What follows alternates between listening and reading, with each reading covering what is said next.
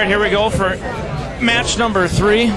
Now Mims using the towel, wiping off the control board and trackball. That was Sobe's signature earlier in the first 2 matches, but now Mims apparently not happy with the human grease that's been left on the playing surface and the trackball.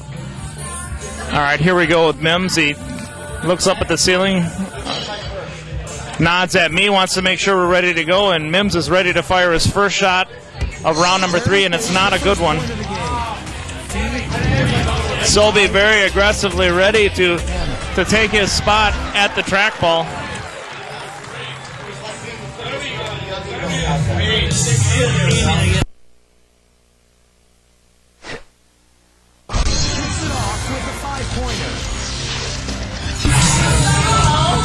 Just they'll grab it. Don't be.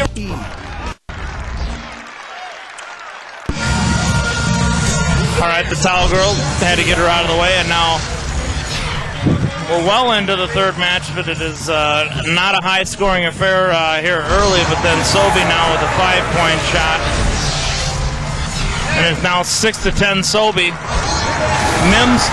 Mims steps up and fires a 5-point shot right off the bat. And another 5-point shot by Sobe, and again it is tit for tat with these two. And now we are on 5-point shot express as both players seem to be hitting a groove. And Sobe again responds to Mims' 5-point shot, and it seems like when one player hits their 5-point shot, the other will do the same. And that is another 5-point shot by Mims. This really gets almost difficult to commentate, as it's almost a repeat of inning after inning as both players hit 5-point shots seemingly with ease at this point. Oh, and there, not a 5-point shot. Timmy rings in a 3 and is disappointed with himself. Sobe very quickly to take advantage, and he files a 3. And again, it's a game of copycat here. When one player doesn't get his 5-point shot, the other follows suit. And now Mims with another 5-point shot.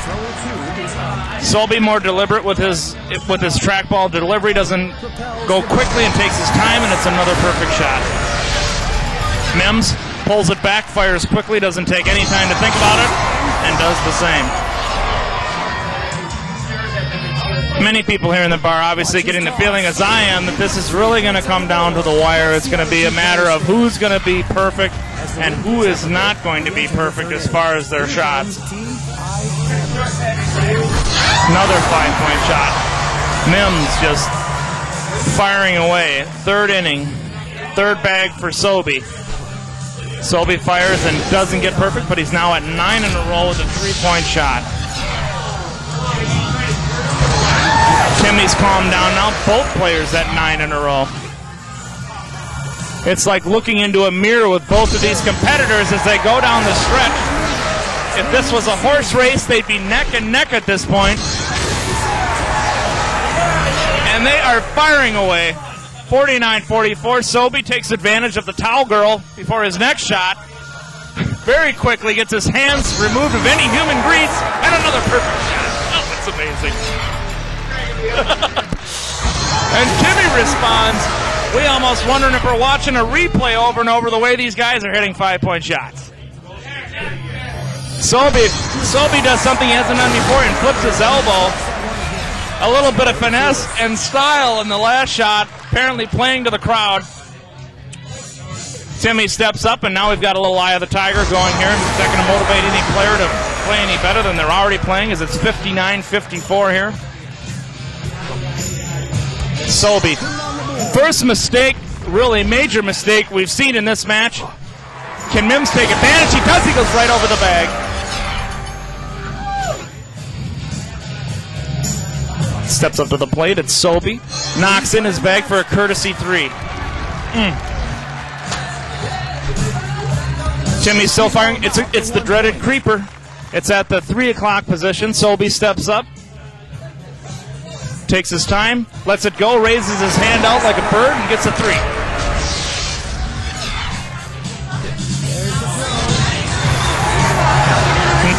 Now that the hole's clear, Mims fires his 5-point shot. And there's a huge mistake. A huge mistake by Sobe. He's off the board, doesn't even get a point for that one. It's now 68-61. And Mims makes him pay for it with a 5-point shot on his next throw. And this is what we saw in match number 2, where Timmy was able to run away from Sobe. And now Timmy is dancing for the first time tonight. And that may be a sign that he thinks he's got this match in the books. 73-66. Celebrated too early, as now he makes his first big mistake of the match. And it's Sobe who gets his opportunity to make him pay for it.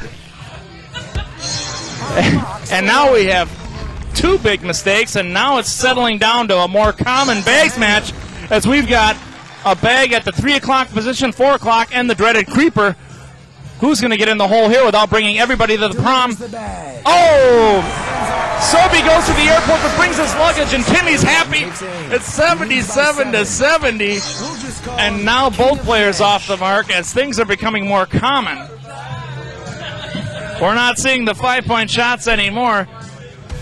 And now both players missing the hole regularly, and it's 78-71. It's a more realistic score, and people feel like they can now beat Timmy or Sobe the way these scores are going, not the superhuman stuff we were seeing in the first match. But now there's Timmy. He's satisfied with his 3-point shot. At least he's back on track. And Sobe responds with a big 5, and that's big for him because he's got to get back into this match before Mims runs away with it.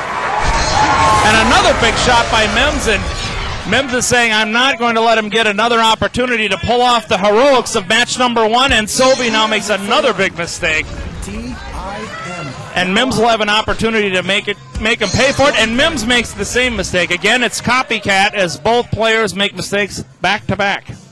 87-77, we're in the last inning. Sobe's got to pull a rabbit out of his hat to win this match, or he'll be down 2-1. And another big mistake by Sobe. Both players seeming to be more human now as the match goes in. Oh, and that's a big one right there, and that may be the match for Mims. Mims clapping, although, and it is blinking, and it's official. Mims has won. Mims has now won game number 3, and it is now 2-1. Sobe fires for pride, but it's too little too late, and it's 90-79. He's putting up a valiant effort, but it'll take a huge comeback for Sobe to knock Mims off his tracks. I'd like to thank you for joining us in today's broadcast.